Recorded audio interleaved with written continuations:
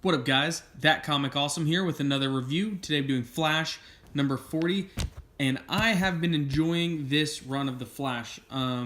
Joshua Williamson's doing a really good job, really carving out Barry as the troubled superhero that he is. You know, I was having a conversation with somebody today, and I kind of referenced the Flash as like the Spider-Man of the Marvel universe, where, you know, he's very powerful. His personal life is usually in shambles, and other superheroes tend not to give him his due. And I think that's really the essence that is captured here. So, issue 40 picks up where 39 left off, obviously with Grodd coming back to try and steal the Speed Force from Barry. And in this issue, we kind of find out why. This is mainly an action-packed issue, which is good, but the dialogue that we do get really feels rich. And the ending is primo. And again, this is obviously leading us into Flash Wars, which I think is in May? I think it's in May. I'll have to double check that. But anyway, so let's kind of get in. So you first get this like really kind of cool like face of Grodd, and he's just like, you know, you have like his menacing, like the lightning, and he first starts off. He's like, "You can hear me." He's like, you know, you think the voice in your head is you talking, but you know it is I, Grodd. And he's like, "You have to give me what I want, and that's the Speed Force." And Barry, of course, doesn't want to. And then you have Raijin, who's I don't think he's a speedster, but he has.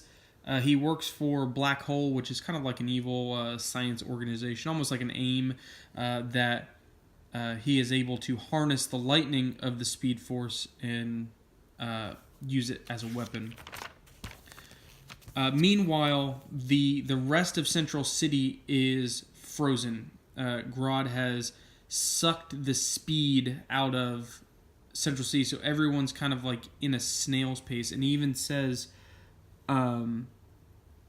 you know, even if your hero friends try to breach this field, they will meet the same fate. So only people who are immune to this field are Grodd and other speedsters, or I guess maybe other people who Grodd doesn't want to be affected, because I think Multiplex is also not affected. I don't think he's a speedster. So then you get some really good action shots, and the art on this series, though I would say it's inconsistent, has always been decent. It's a bi-weekly, so obviously you're cycling through artists quite a bit, but there are times I find it like difficult to distinguish one from the other. Now, that's good for the series because the series seems to be consistently the same, but as far as the artists, like none of them really stand out. I'm like, wow, that's like a classic, you know, them move. So you get some really cool fights, and then this is the part I really, really like, where so Grodd's, as Barry's fighting, Grodd's pretty much talking to him in his head. He has a degenerate, some sort of infection that has come to Gorilla City, and it's pretty much killing him. And the only way to heal him is the Speed Force, and that's why he wants to steal it from Barry, among other reasons. But he says, in order to do this, I'm going to show people who you really are. And, you know, he's like, forever the child who couldn't save his mother, the pitiful boy unable to prove his father's innocence, a man with no life outside of his lonely job, unloved, and a life that stood still until the Speed Force. So it kind of, again, paints this picture of like who Barry Allen is, and it's this, again, a sad, kind of troubled person, you know, someone who, the underdog. That's the best way to put it. He's the underdog, and he's like the Spider-Man of the DC universe, where he's got a rough spot in life. You know, he uses his secret identity to he uses the Flash to do good, but none of that good ever really carries over into Barry Allen's life, and usually ends up just making his life worse. And I always kind of like those stories, and maybe that's why I really like this run. And then, of course, he becomes the Flash. He meets, then he gets friends, the super friends and Justice League, and you caught your mother's killer and proved your father's innocence. You had it all. It's what made you special. You tried to hide it. Blah blah blah. He's like, now I'm gonna show everyone. Because in your heart, without them, you are nothing. So Grodd pretty much, again, he painted a really good picture. And again, these 2 pages, 4 pages, are probably my favorite in the book. He paints this really good picture of who Barry is compared to who the Flash is. And Barry is nothing. He's, again, the chump. And then you get some really good art. He finally, Grodd is finally able to psychically break Barry down with all of that. Mina, who stole the negative Speed Force from Barry, hooks him up to a machine to steal the regular Speed Force. And again, look at this.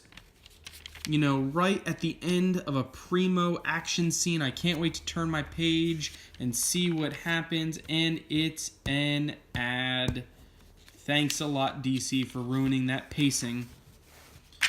And so he steals, he kind of goes through. He said, now the world will know who you are, the real hero you are. And I love this. Boom. Without your powers, you're pretty much nothing. And I'm going to skip some pages because I want to, spoiler alert.